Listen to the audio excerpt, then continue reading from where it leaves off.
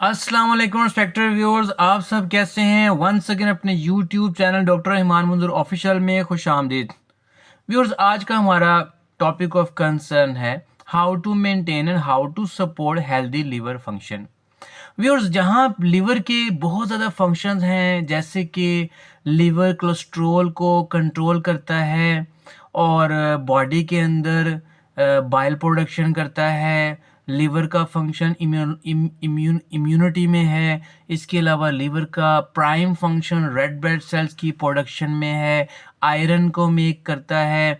Body में से जो फाजिल मादे हैं उनको बॉडी से डिटॉक्सिफाई करता है, उनको बॉडी से रिमूव करता है, जिनका बॉडी में कोई काम नहीं होता और वो बॉडी के अंदर टॉक्सिसिटी प्रोड्यूस करते हैं। इसी तरीके से लिवर की फंक्शंस के अंदर जो सबसे इम्पोर्टेंट रोल ये है कि ब्लड को प्रोड्यूस करता है। इसके अलावा लिवर के फंक्शंस की बात करें तो ये बिलिरुबिन को प्रोसेस करता है और बाइल प्रोडक्शन के साथ साथ बॉडी के अंदर ये न्यूट्रिएंट्स को स्टोर कर रहा होता है।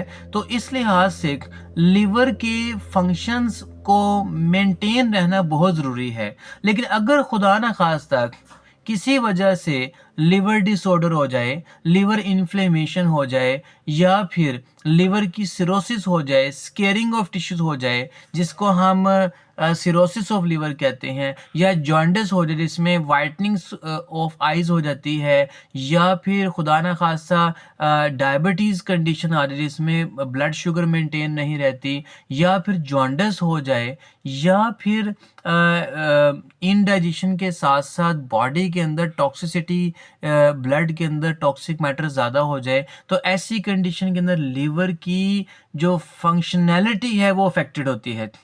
तो बेसिकली जहां लिवर का क्लींजिंग प्रोसेस है, उस क्लींजिंग प्रोसेस को मेंटेन करने के लिए और बॉडी के अंदर इनडाइजेशन के सिम्टम को रिड्यूस करने के लिए आज आपके सामने हम लाए हैं वेरी यूजफुल न्यूट्रिशनल सप्लीमेंट जिसका नाम है मिल थिसल। व्यूअर्स, मिल थिसल बेसिकली सबसे पहले सिलिबम मैरियनम स्पीशी है जो कि थिसल की एक टाइप है। It has many farms of thistle. ये उसकी वन ऑफ फार्म है जिसका नाम है मिल थिसल। बेसिकली वेस्टर्न यानी आमतौर पर ऑस्ट्रेलिया के अंदर, वेस्टर्न के अंदर इसको हर्बल मेडिसन, हर्बल सप्लीमेंट के तौर पे इस्तेमाल किया जाता है। ट्रेडिशनली इसको फूड में इस्तेमाल किया जाता है, ब्रेकफास्ट में इस्तेमाल किया जाता है। लेकिन जहाँ इसकी प्रॉपर्टी देखी जाती है कि ये एंटीऑक्सीडेंट और एंटी इन्फ्लेमेटरी प्रॉपर्टीज़ हैं और लिवर के लिए बहुत ज़्यादा यूज़फुल हैं, तो इस लिहाज से मिल थिसल एक न्यूट्रिशनल सप्लीमेंट बन जाता है, जिसकी वजह से ये आमतौर पर लिवर डिसऑर्डर्स वाले पेशेंट्स भी यूज़ कर सकते हैं। तो इसके लिहाज से मिल थिसल नेचुरल फैक्टर का एक ऐसा प्रोडक्ट है व्यूअर्स, जो कि 150 mg में सिलीमाइरिन के नाम से फेमस है और सांडूफू के नाम से इसको जाना जाता है। 250 mg इसमें अवेलेबल है, 90 कैप्सूल इसमें है। नहीं, इसको प्रेफरेबली हम 1 कैप्सूल कहते हैं, लेकिन इसकी जो सर्विंग है वो 3 डोजेज हैं आफ्टर मील।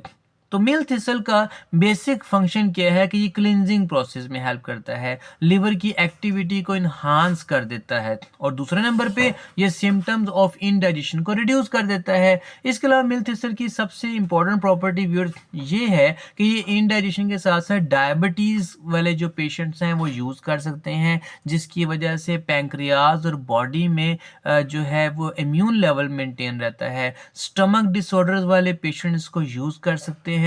इसके अलावा ऐसे पेशेंट जिनको जॉन्डिस है, जिनको हेपेटाइटिस है, या ऐसे पेशेंट जिनको सिरोसिस ऑफ लिवर है, वो भी इसको इस्तेमाल कर सकते हैं। इसका एक और अहम मिल थिसल का फंक्शन व्यूअर्स ये है कि इसको इस्तेमाल किया जाता है because it can stimulate the mineralization in bone, और स्पेशली जो है ओस्टियोप्रोसिस जिसमें मिनरलाइजेशन यानी कि बोन्स की बेसिकली डीफॉर्मिंग स्टार्ट हो जाती है, specially after menopausal post menopausal women के अंदर, तो वहाँ भी इसका इस्तेमाल आता है। मेल थिसल का स्पेशल फंक्शन स्किन के अंदर आता है, जिसमें स्किन की वाइटनिंग में, स्किन की जो है वो ग्लोइंग में हेल्प करता है, क्योंकि बॉडी से डिटॉक्सिफाई करता है हार्मफुल सेल्स को। इसके अलावा मेल थिसल का मेजर फंक्शंस अगर बात करें तो ये लिवर इंलार्जमेंट, फैटी लिवर में जो है इसका बहुत ज़्यादा रोल है, जहाँ पे ये अपना फंक्शन परफॉर्म कर देता है। Milk thistle milk thistle basically hepatoprotective है through membrane of mucus membrane, और इसलिए जो है ये बहुत ज़्यादा न्यूट्रिशन सप्लीमेंट है। सर्विंग टाइम मैंने आपको बता दिया। आमतौर पर इसके जो साइड इफ़ेक्ट्स हैं उसमें हेडेक आ जाती है, जीआईटी प्रॉब्लम आ जाती है, और अगर इसकी डोजेज के बारे में बात करें तो डायरिया भी हो सकता है। अगर हम इसकी ड्रग इंट्रैक्शंस की बात करें या प्रिकॉशंस की बात करते हैं तो इसमें आमतौर पर जो प्रेग्नेंट और ब्रेस्ट फीडिंग वुमेन है वो इसको इस्तेमाल ना करें, ये उनके लिए मुज़र है। अपने डॉक्टर से कंसल्ट और फार्मासिस्ट से कंसल्ट करें जब भी आप मेडिकेशन का यूज़ करें। अगर किसी इंग्रेडिएंट से कोई एलर्जी हो तो उसको स्टॉप कर दें।